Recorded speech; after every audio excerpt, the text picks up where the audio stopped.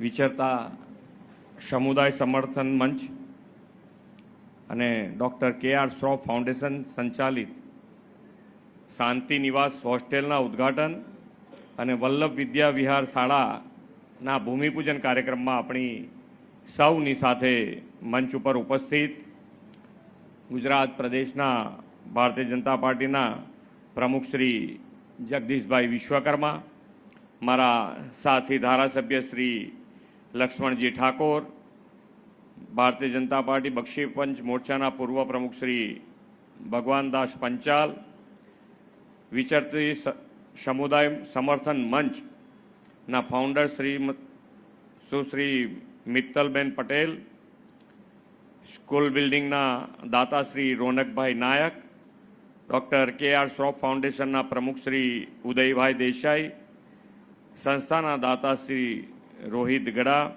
આરતી Industries founder Chandrakant Gogri, CSR head Shri Lal Rambhiya, HR head Shri Manojbhai Sharma, આમંત્રિત સર્વે મહાનુભાવો, પ્રેસ મીડિયાના મિત્રો, સૌને મારા નમસ્કાર.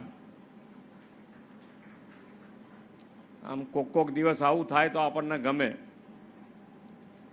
કારણ કે આપણે બધા અત્યારે જે જગ્યાએ બેઠા છીએ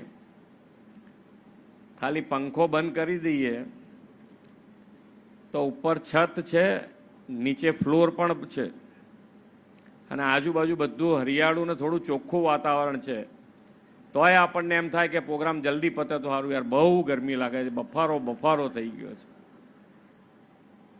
અને સહજ થાય આપણને બધાને, કારણ કે આપણે એ પરિસ્થિતિમાંથી બહાર નીકળી ગયા છે. પણ જે હજુ પણ એ પરિસ્થિતિમાં છે એના માટેનો આપ સૌ વિચાર કરી રહ્યા છો એ બદલ આપ સૌને ખૂબ ખૂબ અભિનંદન. અને આપણા વડાપ્રધાન શ્રી પણ એમણે પણ એમનું બાળપણ સામાન્ય ગરીબ પરિવારમાંથી બહાર આવ્યા પછી એમણે કોઈ દાડો એમની વ્યથા રજૂ નથી કરી. એમણે હંમેશા વ્યથામાંથી વ્યવસ્થા તરફ જ આગળ વધ્યા કે શું વ્યવસ્થા કરવાથી વ્યથા બંધ થઈ જાય, એના માટેનો હર હંમેશા એમણે પ્રયત્ન કર્યો છે. અને આ વિચરતી જાતિનો વિચાર જ એમણે કર્યો કે ભાઈ આ સરનામું અપાવવાનું કામ જ એમણે પહેલું પગલું ઉપાડ્યું. અને એટલે હવે ધીમે ધીમે ધીમે આખા ગુજરાતમાં બેનશ્રી ફરી અને ખૂબ સારા કામો થઈ રહ્યા છે. સરનામું આવે તો ઓળખ આવે અને ઓળખ આવે તો તમારે તમારા હક મળે. આ બધું જ કામ મિત્તલબેન દ્વારા વિચરતી વિમુખ જાતિ માટે થઈ રહ્યું છે. ખૂબ સારું કામ થઈ રહ્યું છે. આપણને પણ આની અંદર કામ કર્યું હોય, આપણે આંગળી ચીંધ્યાનું પૂન, આપણી સંસ્કૃતિમાં તો ખબર છે ને કે બધાને એક નાળા છેડી પકડાઈને ઊભા રાખ્યા હોય તો એ આખું કુટુંબ ઊભું હોય ને એક જ જણ નાળિયેર તો કોણ એક જ જણ ઉમે ને, પણ બધાને નાળા છેડી પકડાયું હોય તો બધાને પૂન મળે. તો આપણે બધા એક આંગળી ચીંધ્યાનું પૂન લેવાનું છે. અહીંયા આવીને ખાલી બેઠા હોય કે ભાઈ ના સારું કાર્ય થઈ રહ્યું છે એવું આપણા મોંમાંથી નીકળે તો એનુંય પૂન આપણને મળે એવું છે. ખૂબ સારું કાર્ય થઈ રહ્યું છે કે જે માણસો આજે તમે વિચારો કે રોજ બરોજ ના ક્યાં કાલે જઈશું, આપણી પાસે ત્યાં જમીન મળશે, રહેવાનું મળશે, જમવાનું મળશે, બાળકોનું શું થશે, કશું જ વિચાર ના આવે.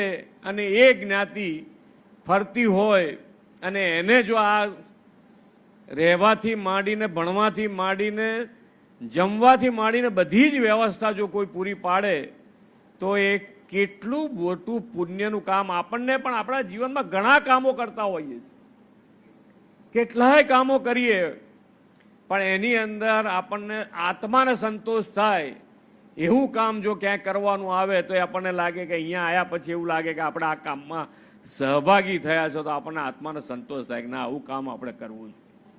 બાકી આપણી પાસે પોઝિશન આવ્યા પછી આપણે શોધે. આમ તો સાયકલ જ એવી છે કે પહેલાં શું હોય કે ભાઈ આપણી પાસે પૈસા, સાયકલ નથી તો કે ભાઈ નાનું વ્હીકલ કે જેમાં પેડલ ના મારવા પડે એવું આવે તો સારું. એ આવે એટલે એમ થાય કે હવે 4 વ્હીલ આવે તો થોડું ચાલે, ભલે એસી નહીં હોત ચાલશે, પણ ગાડી આવે તો સારું. પછી એસી, પછી બ્રાન્ડેડ કાર, અને એના પછી આપણે શું શોધીએ તો કે હવે આપણે કંઈક સમાજ માટે કરવું છે, સમાજ માટે કંઈક કરવું છે. એટલે પછી આપણે પાણી ટાંકીઓ બનાવવી કે પછી સ્કૂલ બનાવવી, હોસ્પિટલમાં મદદરૂપ થવું, આ બધા વિચારો આપણને આવે. એટલે આ સાયકલ એવી છે. એટલે આપણે જે પરિસ્થિતિમાંથી પસાર થયા છીએ એ પરિસ્થિતિમાં બીજું કોઈ હોય તો એના માટે હર હંમેશ વિચાર કરવો, એવી પ્રેરણા આપણને હંમેશા વડાપ્રધાન શ્રીમાંથી મળ્યા જ કરે. તમે જુઓ તો અત્યારે ચીપ, ગઈકાલે જ આપણા ત્યાં 3G સેમિકન્ડક્ટર શરૂ થયું આપણા ત્યાં, અને છતાંય નાના માણસનો વિચાર કરવો, સ્વચ્છતા માટેનો પણ આજે વિચાર કરવો અને એ રીતે આગળ વધવું, એ એમનામાંથી જ આપણને પ્રેરણા મળે. કે ભાઈ આપણે ઘણી વખત એવું થાય કે ભાઈ આપણે ઘરમાં 10 જણનું ફેમિલી હોય ને તોય નાની નાની વસ્તુ આપણે જેમ જેમ પૈસા વધતા જાય એમ નાની નાની વસ્તુ છોડતા જઈએ કે હવે યાર તું મને ના પૂછ્યું, તારી જાતે કરી નાખ. પણ માન્ય વડાપ્રધાન શ્રીએ દરેકે દરેક સેક્ટર પર પૂરેપૂરું ફોકસ કરી અને આજે ભારત દેશ દુનિયામાં લોકો એની નોંધ લેતું થઈ જાય એવું કરી અને એ ગૌરવ આપણને અપાયું છે. અને આપણે બધાએ એમને હંમેશા વિકસિત ભારત અને વિકસિત ભારત માટે વિકસિત ગુજરાત, તો વિકસિત ગુજરાત માટે શું કરવાનું?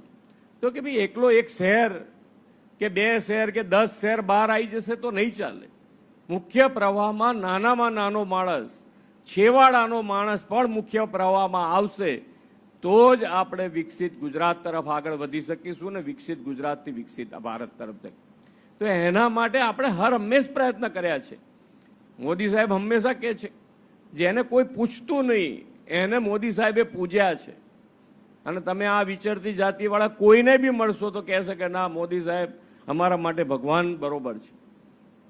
આ ક્યારે થઈ શકે? કેટલી આંતરડી એમની ઠરી હોય તારે આ વસ્તુ આમના ઉદ્ગારો નીકળે. અને છોકરાઓ આખી પેઢી, અહીંયાથી કીધું એમ કે હજુ ભણવાની શરૂઆત થઈ છે અને એ પછી એમની પેઢી બહાર નીકળશે. બાકી તો હજુય ઘણું બધા ફરતા હશે, ફરે છે ને હજુ. એટલે આ પેઢી આખો સમાજને બહાર કાઢવાનું ખૂબ મોટું કાર્ય થઈ રહ્યું છે. અને આ કાર્યમાં આપણે બધા સહભાગી થઈએ એ આપણા માટે ખૂબ ગૌરવની વાત છે. જેને જે રીતે મળે એ રીતે આની અંદર સહભાગી થાય. બાકી તો બીજું કંઈ આજે છોકરાઓ તો છે નહીં, પણ મારી એ જ વાત છે.